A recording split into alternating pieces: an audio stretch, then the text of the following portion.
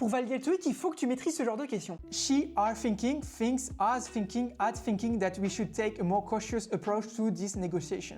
Donc là, ici, il y a déjà deux propositions qu'on peut tout de suite éliminer.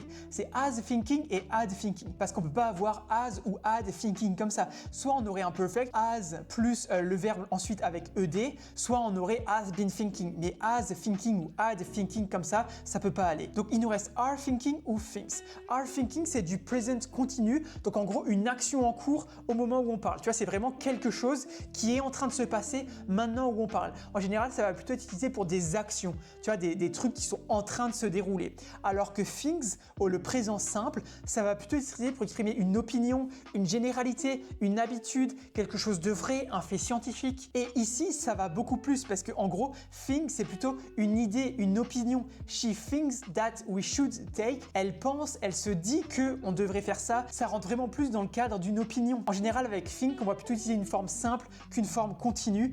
Donc, voyons si c'était bien ça et c'était bien ça. Là, il dit think car c'est le présent simple utilisé pour exprimer une opinion ou une pensée habituelle.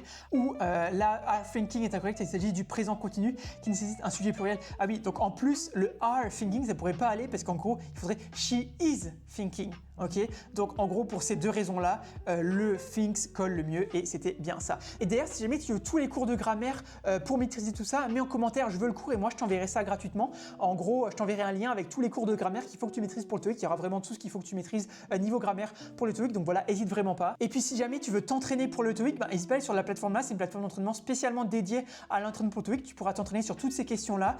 Donc tu as juste à aller sur www.top-students.com dans ton navigateur ou Top Students TOEIC sur Google. Tu verras, ce sera un des premiers résultats. Va voir si t'intéresse, va voir si tu passes ton TOEIC bientôt. Et moi, je te dis du coup à demain pour une nouvelle vidéo d'entraînement pour le TOEIC. Allez, ciao!